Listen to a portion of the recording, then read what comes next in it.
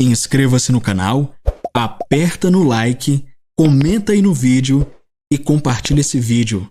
Me ajuda a espalhar essa mensagem pelo mundo inteiro para que muito mais gente seja impactada.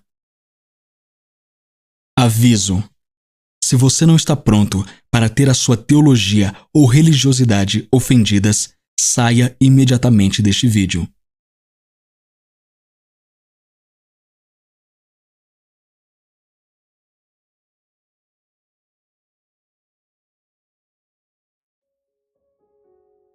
Atenção!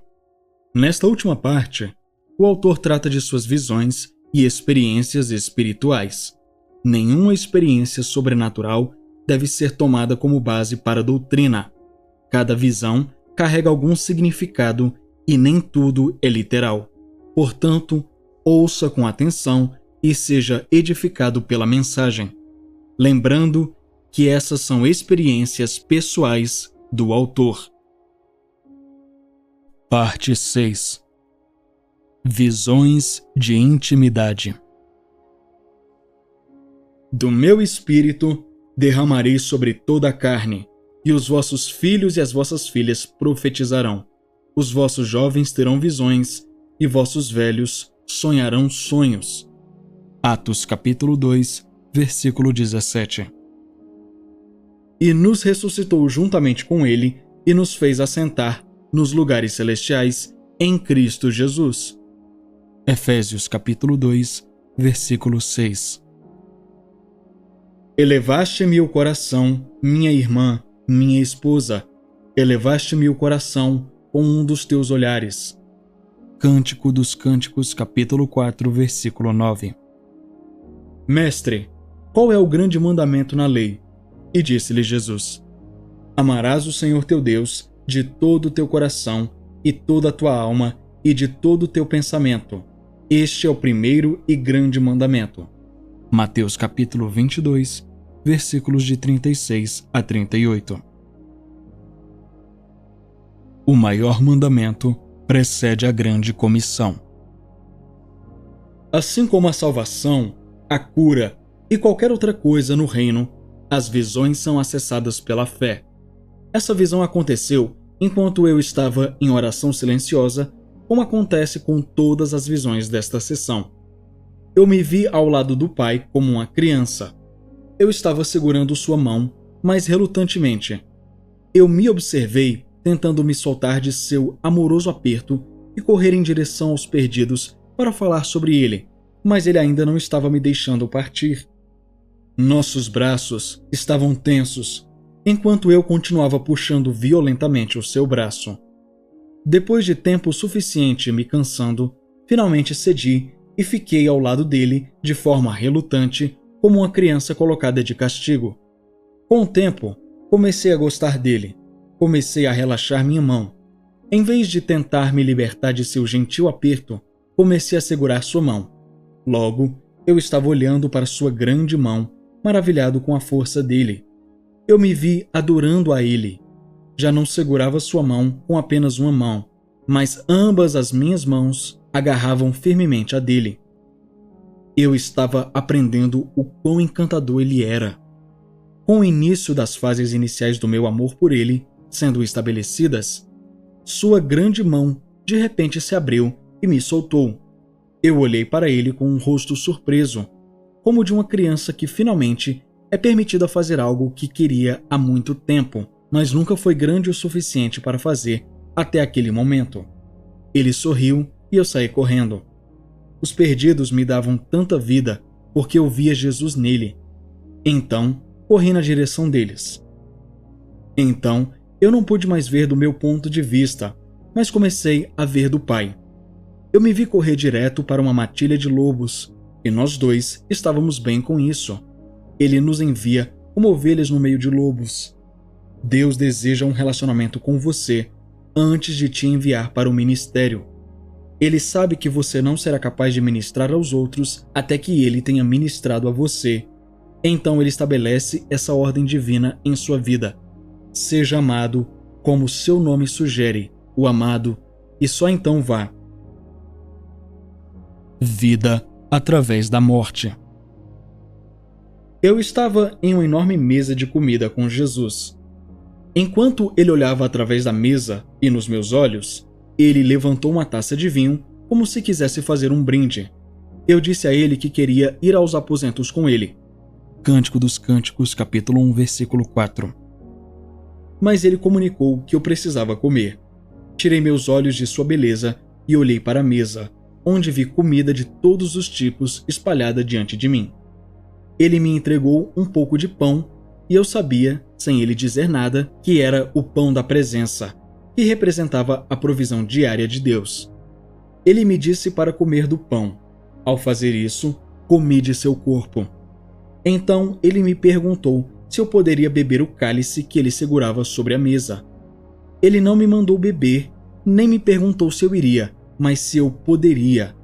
Eu não sabia se poderia, porque eu sabia que o cálice representava a amargura e o sofrimento de Jesus.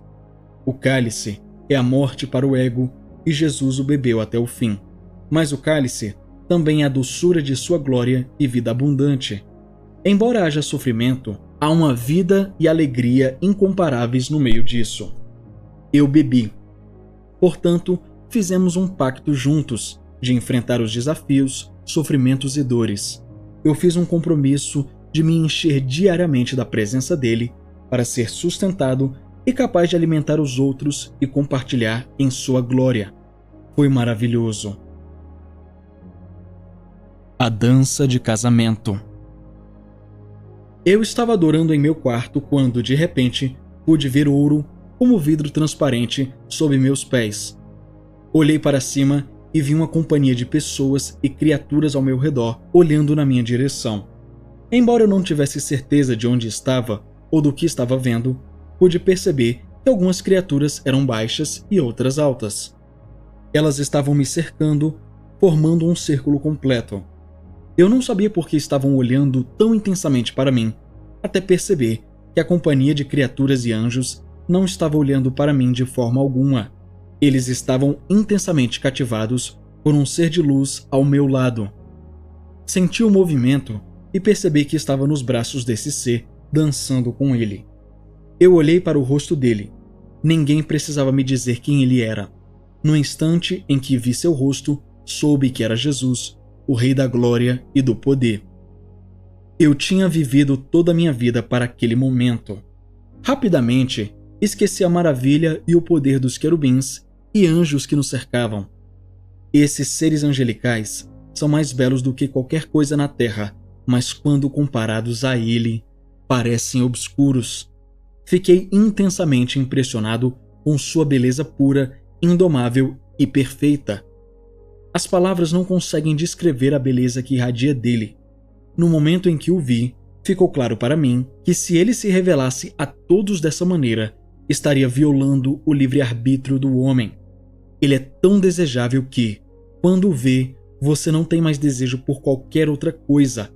O livre-arbítrio é marcado pela capacidade de fazer uma escolha, mas a escolha não é uma realidade quando você o vê como ele é.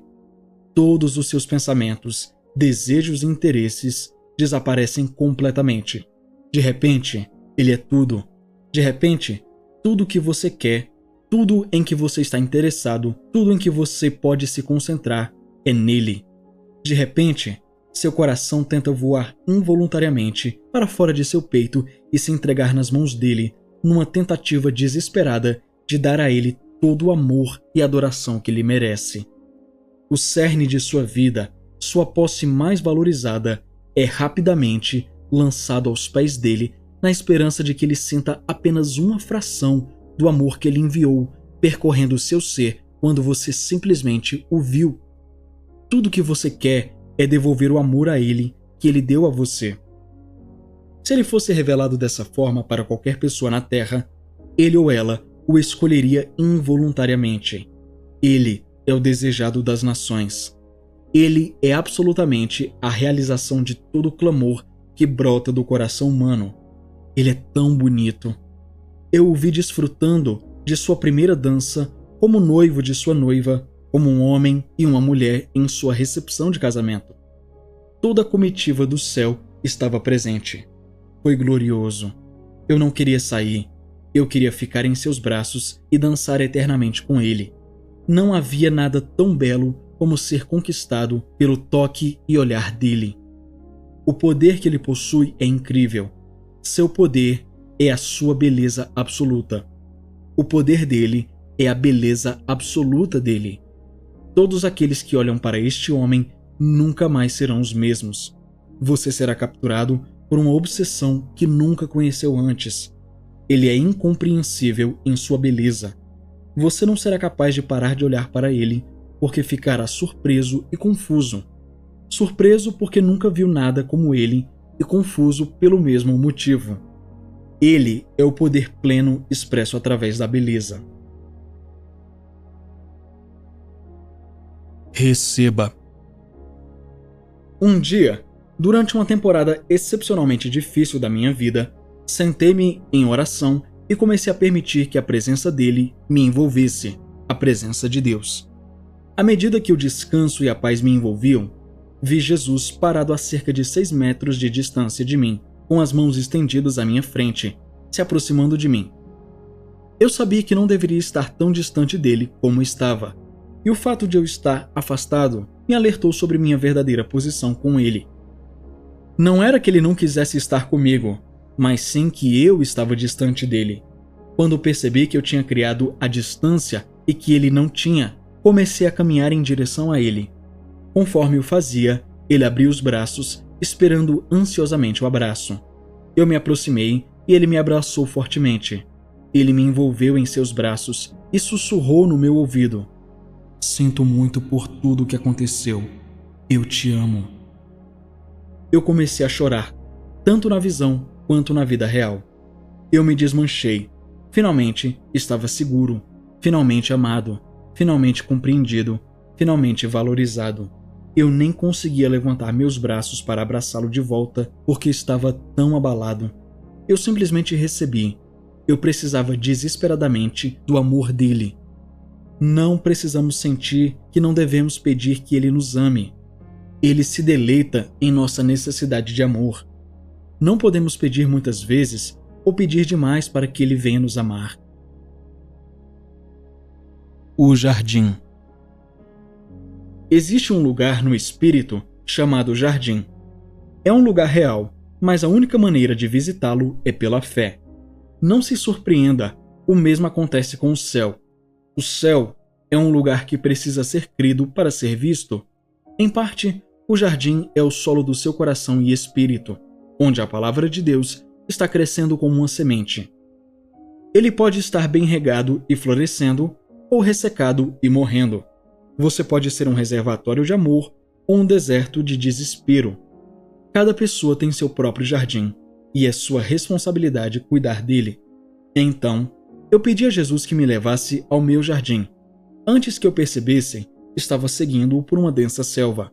Enquanto o seguia, eu via suas costas desaparecerem atrás de grandes plantas verdes que ele afastava ao passar. A densa vegetação rapidamente se deu lugar a uma clareira. A clareira tinha um teto verde, centenas de metros acima, formado pelas copas das árvores. Na clareira, cresciam várias árvores frutíferas e flores que não existem na terra. Eu percebi que aquilo não era um terreno aleatório, mas de alguma forma era um jardim que representava a minha vida. Aquela clareira era meu jardim, embora não fosse o que eu esperava. Alguns raios de luz brilhavam através das árvores e mantinham todo o jardim iluminado, porém com um brilho suave. Não era muito luminoso, mas de forma alguma era sombrio. Era privado, romântico, atraente. Um lugar para ele se refugiar, seguro, abundante, confortável. Jesus imediatamente começou a andar por entre as plantas e árvores, sem falar muito, apenas comendo os frutos que havia neste jardim. Ficou claro que ele estava comendo e se banqueteando com esses frutos, e que esses frutos, de alguma forma, representavam os frutos da minha vida. Eles representavam mais do que o que eu fiz ou me tornei, mas quem eu sou, minha personalidade, minhas características, meus pontos fortes e até minhas fraquezas, tudo em mim. Acima de tudo, esses frutos representavam minha vida secreta em Deus, o amor que eu havia cultivado por Deus quando estava sozinho. era meu reservatório de amor que guardei somente para ele. Enquanto ele caminhava de um lado para o outro, Jesus se virou para mim e disse: Venho aqui quando quero algo especial. Aquilo que é único é o meu favorito. Quando ele disse isso, virou-se e olhou para mim com um sorriso que não apenas me fez sentir valorizado, mas desejado apaixonadamente. O olhar em seu rosto comunicou-me um livro inteiro de pensamentos e sentimentos. Seu rosto me disse que a singularidade por si só torna algo belo. Naquele momento, percebi que ser diferente destaca e dá valor a algo. As coisas comuns desvanecem em comparação com algo único. Isso ocorre porque, ao ser diferente, algo se torna raro. Ouro ou diamantes têm valor porque não são encontrados em abundância. Quando algo é diferente, torna-se uma preciosa distinção em relação ao que é normal. Ele veio ao meu jardim para se refrescar com aquilo que era diferente. Ele se movia e se deliciava com esses frutos. Ele estava se deliciando em mim. Ele estava sendo fortalecido ao se deleitar com quem eu sou. O fato de o próprio Deus se deleitar em mim dessa maneira derreteu meu coração. Eu fiquei maravilhado vendo ele se deliciar e se renovar com quem eu sou. Enquanto ele comia, eu me banqueteava de amor de uma maneira excepcional e preciosa, de uma forma que me dava muito mais do que ele estava recebendo. Enquanto ele comia, eu me enchia. Ele se deleita em você. Seu jardim é o favorito dele. Você não apenas permanece no amor dele, mas ele permanece no seu. Ele te chama de único, de valor incomparável e se deleita com o amor que você oferece a ele. Deus não apenas te ama, ele se deleita em você. Essa realidade quebra toda a vergonha, culpa, condenação e autodepreciação da vida de uma pessoa. Seu amor é muito valioso para ele. Quando você dedica tempo para amar Deus, você acumula um reservatório de amor para que Jesus venha e participe. Deixe-o se alimentar do seu amor. O topo da montanha. Sentei-me e fechei os olhos em oração. Senti Deus me perguntar: Você quer partir para uma aventura? Eu disse sim, e de repente, Jesus e eu estávamos aos pés de uma montanha. A montanha tinha uma cascata descendo pelo centro dela, e Jesus começou a caminhar em direção a ela. Nesta aventura em particular, sentíamos-nos mais como irmãos do que amantes. Percebi que eu poderia avançar ou retroceder a visão, ou parar sua reprodução completamente e voltar a ela quando quisessem. A decisão estava nas minhas mãos. Essa é a realidade com Deus. Ele não está limitado pelos limites do tempo contínuo. Ele sabe como operar dentro dele, mas também como acelerar as coisas, desacelerá-las ou pausá-las completamente. Ele até pode voltar atrás e olhar para algo novamente. Jesus começou a caminhar em direção à cachoeira. Eu sabia que íamos escalá-la, mas também estava ciente de que, de certa forma, já tínhamos escalado. Eu já havia vivido a experiência de escalar a cachoeira e, ao mesmo tempo, ainda estava por vivê-la. As leis do tempo não se aplicavam a esse lugar. Deus vive fora das leis que nos limitam. Tornou-se claro para mim que eu não queria avançar muito rápido nesta visão, pois não estava participando dela para ver o que aconteceria a seguir ou desfecho da visão. Ver a visão não era o propósito era estar com ele. Se eu não vivenciasse a visão no mesmo ritmo que ele a vivia, não faria sentido. É como avançar rapidamente um filme que você está assistindo com seu cônjuge. Você não está assistindo o filme para descobrir o desfecho da história, mas sim para passar um tempo com o seu cônjuge. Nesta visão, Jesus tinha uma velocidade, e essa velocidade não era nem muito rápida, nem muito lenta, mas exatamente certa para que eu pudesse aproveitar ao máximo o que estava acontecendo. Eu estava curioso sobre o que estava no topo da parede de rocha que se interligava verticalmente com a cachoeira, mas decidi apenas aproveitar meu tempo com Jesus e satisfazer minhas curiosidades no momento certo. Eu me vi caminhando até a parede. Ele começou a subir e eu segui. As rochas que serviam de apoio para as mãos e para os pés estavam molhadas e constituíam uma escalada perigosa. Eu estava um pouco preocupado e disse isso a ele. Ele disse: "Lembre-se, você acabou de perceber que estou fora do tempo. Se você fosse cair, eu saberia, iria te pegar ou não te traria aqui." Percebi que ele estava certo e foi tolice da minha parte ficar um pouco preocupado, já que ele sabia o que iria acontecer. Sua onisciência matou o medo em mim. Enquanto subíamos, fiz muitas perguntas a ele, mas ele não respondeu. Percebi que estava fazendo perguntas para as quais realmente não queria saber a resposta. A verdade pode ser difícil de engolir. Ele sabe a diferença entre quando queremos saber a resposta para alguma coisa e quando apenas pensamos que queremos saber a resposta para alguma coisa. Em sua sabedoria, ele esperará pacientemente para nos dar uma resposta às nossas perguntas até que realmente desejemos saber o que ele tem a dizer. Quando chegamos ao topo da parede de rocha e subimos por cima da borda, minha mente perdeu o foco. Comecei a pensar em coisas mundanas. Não eram coisas pecaminosas, apenas coisas que existiam no reino natural do mundo. Eu fiquei distraído por cerca de 3 minutos, apenas parado no topo da cachoeira. Recuperei o foco e percebi que a visão tinha pausado e não tinha continuado sem mim. O interessante é que Jesus percebeu que eu estava ausente. Ele não estava nem um pouco chateado, mas estava me esperando com as mãos nos quadris. Ele se aproximou de mim, colocou as mãos nos meus ombros e disse: "Não podemos fazer isso a menos que você queira." Decidi que eu queria fazer isso. Voltei ao foco e continuamos caminhando. Estávamos agora no topo da montanha, em uma área enorme e plana. Enquanto caminhávamos, olhei para baixo e vi que o chão estava coberto por uma vegetação muito curta. Parecia com grama. Era como um musgo, mas mais macio, mais verde e mais limpo. Onde estávamos agora parecia mais celestial e descobri que Jesus e eu estávamos usando vestes brancas. A nascente da cachoeira estava agora na minha frente, um rio que era perfeitamente reto e até onde eu podia ver. Estava claro como cristal. Estávamos do lado direito do rio e do outro lado do rio havia cerca de 4 ou 5 árvores. Pareciam grandes árvores frutíferas e pombas estavam pousadas em seus galhos. A brancura das pombas era mais pura e brilhante do que qualquer coisa na terra. Eu perguntei a Jesus onde estávamos e sua resposta foi algo que eu não esperava. "Este é o meu jardim."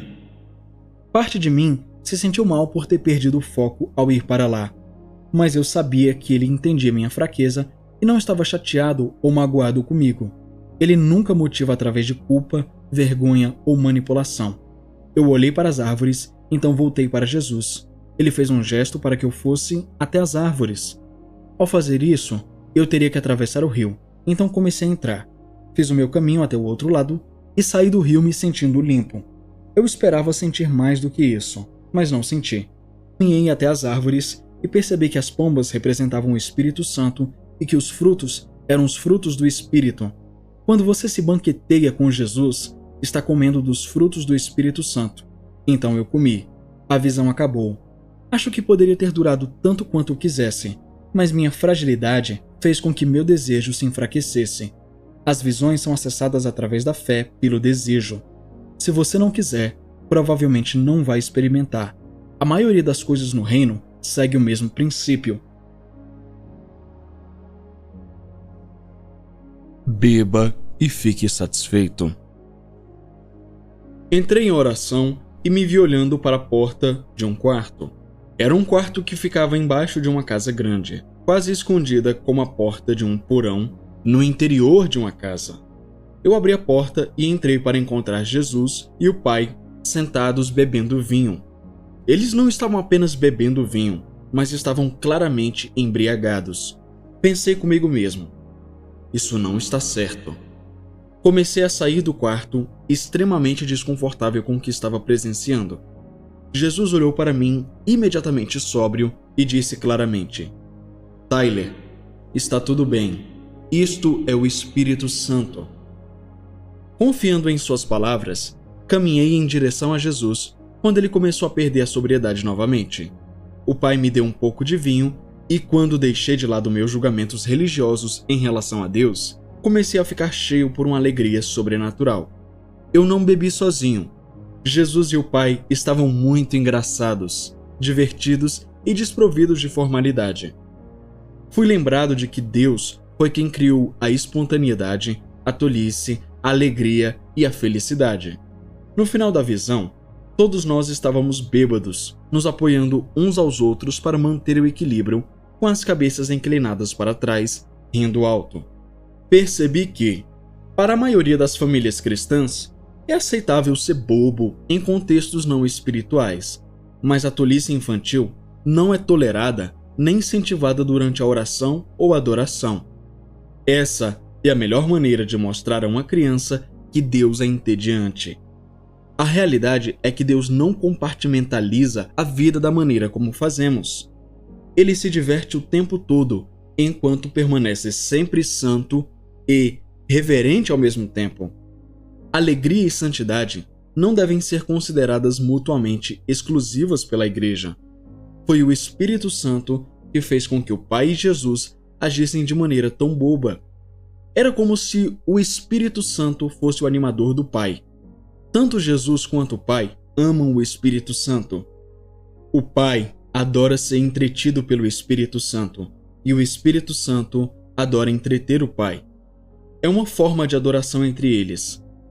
Era muito parecido com um relacionamento entre um bobo da corte e um rei, mas esse bobo da corte também é Deus e recebe a mais alta honra do rei. Percebi que Deus se alegra com Deus. Ele se deleita consigo mesmo ao se deleitar com as outras duas partes de si mesmo. Deus não fica apenas entediado sentado no céu. Ninguém é tão divertido quanto ele, então ele adora passar tempo com o Filho e o Espírito, porque eles são encantadores de estar ao lado. O Espírito Santo é o Espírito que possui Jesus e o Pai. O Pai e Jesus não têm espíritos separados, mas o mesmo Espírito. Da mesma forma, o Espírito que dá vida a Jesus e que é o Espírito do Pai está em você e em mim. Que Deus compartilhe de si mesmo conosco dessa maneira que é fenomenal. Abalando nações. Eu estava em oração, descansando no amor de Deus. De repente, em uma visão, ele estava na minha frente em estado de urgência. Ele veio para o meu lado e estendeu a mão para eu agarrá-la. Ao fazê-lo, vi que estávamos olhando para todo o globo como se estivéssemos sentados nos céus, acima da terra. Jesus me disse que ele estava me levando mais alto. Quando você está mais alto, pode ver os planos do inimigo muito antes dele atacar. Você pode ser estratégico e saber para onde ir. Quando você está na terra, sua capacidade de percepção é extremamente limitada ao que está ao seu redor, mas quando sua postura é do céu para a terra, você pode perceber muito mais. Olhamos para baixo para o mundo e eu perguntei a Jesus o que eu deveria fazer. Ele não respondeu. Percebi que ele estava chorando e instintivamente soube que ele estava chorando pelos filhos do Pai que ainda não foram reunidos no abraço do Pai. Jesus estava muito triste e abalado. Eu observei uma de suas lágrimas se formar em seu olho e cair até o chão. Quando atingiu o solo, causou um terremoto e eu me lembrei do trecho onde Jesus fala sobre guerras, rumores de guerras, terremotos e coisas semelhantes. Veja Mateus capítulo 24, versículos 6 e 7 e Marcos capítulo 13, versículos 7 e 8. Eu sabia que ele estava tentando me transmitir um coração quebrantado pelas pessoas que não o conhecem, uma paixão pelas almas. Mas, embora eu o visse chorar, eu não chorei. Desejo ser movido pelo amor na mesma medida que ele é. Preciso chorar como ele chora. Preciso que o meu coração seja dilacerado e transformado no dele. Nunca vi Jesus perturbado, ansioso ou preocupado, exceto nesta visão. Ele estava profundamente perturbado. Jesus não está preocupado com o diabo. Ele já o venceu na cruz. Ele não está preocupado com o câncer. Ele destruiu seu poder quando morreu. Ele não se preocupa com nada, exceto com uma coisa: que os cristãos não estão ajudando as pessoas que não conhecem a nascer de novo. Ele está angustiado com todas as pessoas no mundo que irão para o inferno se não lhes falarmos sobre ele. Ele está angustiado não pelos incrédulos, mas pelos crentes, porque eles não estão salvando os incrédulos. Ele não está preocupado com nada nem ninguém além de nós. Ele fez tudo o que podia para salvar o mundo, até mesmo se entregou à morte. Ele não pode nos fazer ganhar almas e curar corações e corpos. Ele não vai nos forçar a fazer nada. Ele fez tudo o que pôde e agora confia em nós para amá-lo o suficiente para salvar os outros. 3 dias depois dessa visão, peguei um jornal e descobri que um terremoto ocorreu no local exato onde vi cair a lágrima do olho de Jesus. A sala de provisões. Eu estava sozinho em oração quando me vi parado em frente a uma porta. Jesus disse: "É aqui que você queria vir, certo?" Ele pegou uma chave e destrancou a porta. A maioria das portas no céu não está trancada, mas esta estava. Nós atravessamos a porta e vimos montanhas gigantescas de moedas de ouro e pedras preciosas. Os montes eram tão altos que poderiam ser comparados a arranha-céus. O cômodo em que entramos foi especialmente projetado para armazenar itens monetários como ouro. Entrei e peguei cerca de 5 moedas de ouro e uma joia. Eu não queria levar mais do que isso. Eu sabia que poderia voltar quando precisasse de mais. Eu senti que não deveria pegar mais, mas não sei porquê. Jesus parecia um pouco decepcionado. Ele disse: "É só isso que você vai levar? Você pode levar o quanto quiser, mas saiba que papai tem mais do que suficiente e ele confia em você para levar mais se quiser." Pensei no que ele disse por um segundo, e à medida que um espírito de pobreza morria em mim, virei-me e fui buscar mais. Enchi uma mochila com moedas e pedras preciosas e olhei pelo quarto na esperança de avistar papai para poder agradecê-lo. Na parede, bem acima do chão, havia uma janela que dava para o ouro e as joias. Papai estava naquela janela, cuidando de suas finanças. De repente, pulei em sua direção para encontrá-lo. Isso não era lógico, porque, mesmo que eu de alguma forma pulasse até ele, ainda haveria uma janela na qual eu me depararia. Porém, na visão, a janela desapareceu e ele me pegou em seus braços. Em visões e encontros, uma pessoa opera em um domínio que não é limitado pelas leis naturais que a Terra está limitada. Quando alguém olha através de distâncias, ele instintivamente sabe exatamente quão longe é. Quando uma pessoa tenta comunicar-se, isso pode ser através de seus pensamentos tão claramente quanto pelo uso de sua boca. Quando alguém caminha de um lugar para o outro, pode viajar tão rapidamente ou tão devagar quanto desejar, porque nos reinos celestiais, uma pessoa viaja através do pensamento. No céu, se uma pessoa quer visitar um lugar, ela simplesmente pensa nisso, e a fé literalmente a leva até lá. Todas as leis naturais do céu cedem rapidamente a uma pitada de fé. Se uma janela está no caminho, ela será removida com um simples ato de fé. Conforme a janela desaparecia, ele me pegou e fui transformado em um menininho. Eu agradeci pela provisão e então subi em suas costas, pedindo para me dar uma de cavalinho. Ele riu do meu pedido, então me girou pela sala em suas costas. Assim que a viagem terminou, ele me envolveu em seus braços com alegria, como um pai segura um bebê recém-nascido. Ele me disse que me amava muito e, naquele instante, eu cresci novamente, ficando ao lado dele quando a visão cessou. A glória. Eu estava orando em meu quarto quando me vi ajoelhado diante de Jesus, como um cavaleiro se ajoelharia diante de um rei. Ele pegou algo que parecia um grande pedaço de pano e o colocou sobre mim, dizendo: "Receba a minha glória." Isso me deixou muito desconfortável. Eu disse: "Senhor, somente Tu és quem deve ter a glória." Ele respondeu: "Eu entendo, mas para caminhar em minha glória, você primeiro precisa possuí-la." Eu nunca tinha pensado sobre a glória dessa maneira. A glória é uma substância mais do que a adoração que vem do homem. Eu desprezo, até odeio, a adoração do homem a qualquer coisa que não seja Deus.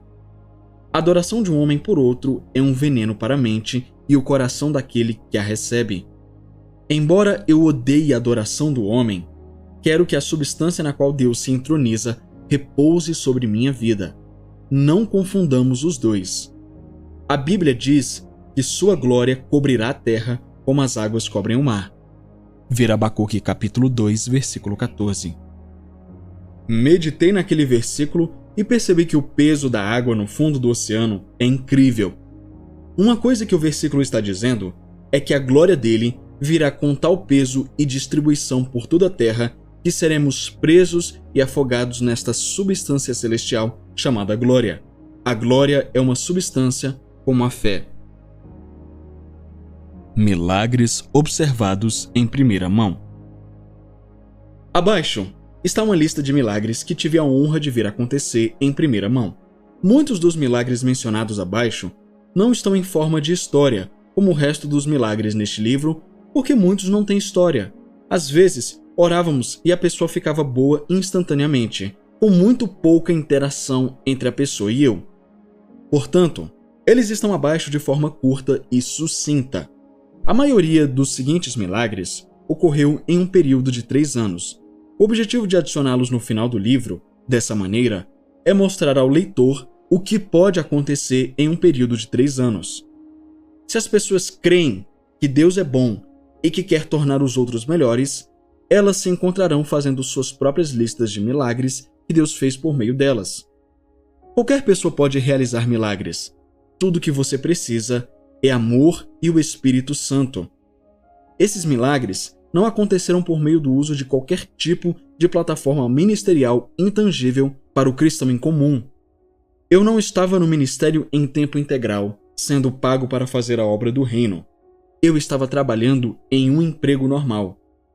Esses milagres aconteceram durante o transcorrer da vida cotidiana. Deus usa pessoas simples que não têm credenciais especiais. Apenas creia. O retorno de Reine Mary. 3 mulheres em uma pequena igreja em Ethernet. A mãe das meninas que vendiam ovos.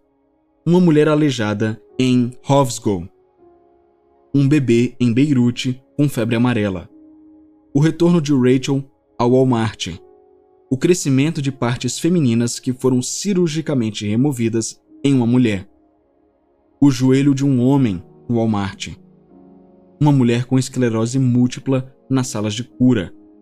O cotovelo e o ombro de uma menina no Walmart com Jamie. O ombro de Matt nas salas de cura. Um homem com enfisema nas salas de cura. Um homem surdo nas salas de cura. Os joelhos de Danny na saída 154. Os joelhos de Jared no estacionamento. Um homem hispânico que teve o órgão reprodutivo crescendo no estacionamento. As costas e quadril de uma mulher na mercearia. As costas de um homem apenas passando por nós. O resfriado no peito de Ashley, uma bruxa pagã. O pé artrítico de uma mulher na igreja Bethel. Os ombros artríticos de um homem na igreja Bethel. Os joelhos artríticos de uma mulher na igreja Bethel. A cura progressiva nas costas de Dorothy após perdoar seu pai. A enfisema de Christopher, nova rótula e visão melhorada. As pernas de uma menina hispânica no México. Os quadris de um homem hispânico no México. O garoto com escoliose no México. A perna de uma mulher nas salas de cura. A perna e quadril de uma mulher nas salas de cura. Uma criança de 2 anos com problemas cerebrais terminais. William em Aberdeen. Parafusos no pé e tornozelo desapareceram. A orelha de uma menina se abriu em Aberdeen. A dor nos pés de 2 homens em Aberdeen. A diabetes e alergias de Donna desapareceram. As costas de um morador de rua em São Francisco. A terrível dor nas costas da filha de Denise.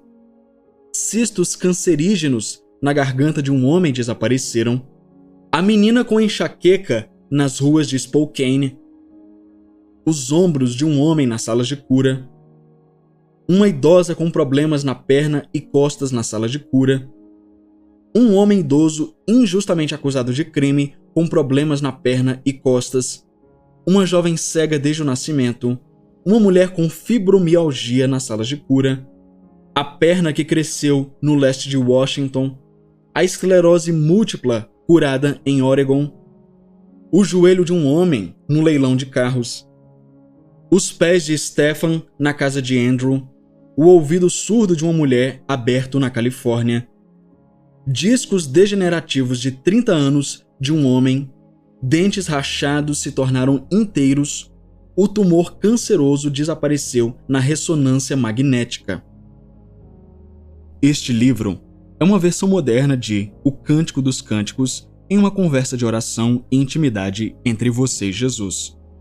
O Cântico dos Cânticos é um dos livros mais profundos da Bíblia. Não há livro na Bíblia que capte com mais precisão as emoções do coração de Deus para com as pessoas do que o Cântico dos Cânticos. Há uma enorme liberação de revelação, confiança e poder que se derrama na vida do crente que recebe do amor que é capturado nos versículos deste livro. Este livro é uma visão geral sucinta de dois tópicos imperativos: justiça e a bondade de Deus.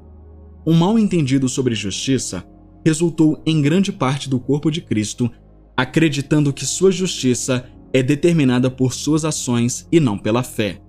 Quando percebemos que a retidão é um dom que recebemos por meio da fé e não algo que conquistamos, uma transformação avassaladora ocorre em nossa vida. Começamos a viver em liberdade, em vez de medo, e nossos corações se tornam vivos para o amor e a bondade de Deus. A bondade de Deus é a maior luta que um cristão enfrenta na vida. A bondade de Deus é a chave para o poder de Deus e o segredo para desbloquear a liberdade que vem de ser totalmente amado. Se uma pessoa pode realmente acreditar que Deus é bom e ter uma maneira de ler a Bíblia que seja congruente com essa crença, nada será impossível para ela. Para essa pessoa, ressuscitar os mortos, matar gigantes, salvar nações inteiras em um dia e até mesmo voar literalmente, nada mais são do que apenas um passeio no parque. Sobre o autor. Tyler e sua esposa Christine moram em Washington quando não estão nas nações espalhando um espírito de avivamento e fogo. Eles pregam regularmente em igrejas e conferências e estão profundamente apaixonados por Jesus. Rapaz, que livro, hein? Chegamos ao final desse livro e realmente é maravilhoso. Uma história melhor do que a outra, mais impactante do que a outra, é realmente assim, tocante e até apaixonante a forma como Deus opera através de pessoas simples como você e eu. Sabe uma forma que você pode me ajudar? Primeiro, deixando o seu joinha, clica aí, clica no gostei, também compartilhando com a sua família, com seus amigos, posta lá no grupo da igreja, vai que o pessoal também é tocado. E também comentando aqui embaixo no vídeo, se por acaso você era uma pessoa religiosa e esse livro de alguma forma tocou em você e mudou a visão que você tinha de Deus. Isso é muito importante, porque é o conhecimento da verdade que nos liberta. É o que Jesus disse em João capítulo 8, versículo 32. E conhecereis a verdade vos libertará. Então, a verdade do amor de Deus e da bondade dele nos liberta de toda religiosidade. E uma outra forma que você pode me ajudar é contribuindo para o canal. Quando você contribui, eu consigo traduzir mais livros como esse, eu consigo comprar. Como você sabe, existem muitos livros que ainda não estão disponíveis em português. E talvez as editoras até estejam trabalhando nesses livros, mas o meu objetivo aqui não é vender, não é comercializar esse material. É tornar disponível para as pessoas que falam português. Tem gente que às vezes não tem muita paciência para ler, embora a leitura seja uma excelente atividade para sua mente, para o seu cérebro, para você mesmo. Mas o audiolivro é bom porque você consegue escutar em qualquer lugar enquanto você esteja fazendo alguma atividade. Então, se você pode, contribua através da chave Pix que está aqui no primeiro comentário fixado e também na descrição do vídeo. Tyler D. Johnson também tem um outro livro chamado Os Mortos São Ressuscitados, que é diferente daquele primeiro que eu traduzi, Como Ressuscitar os Mortos. Se vocês quiserem a tradução desse livro também, comenta aqui embaixo. Nós queremos a tradução de Os Mortos São Ressuscitados, porque em uma próxima oportunidade eu posso trazer aqui para o canal, tá bom? fiquem na paz, fiquem com Deus e até uma próxima. Tchau, tchau.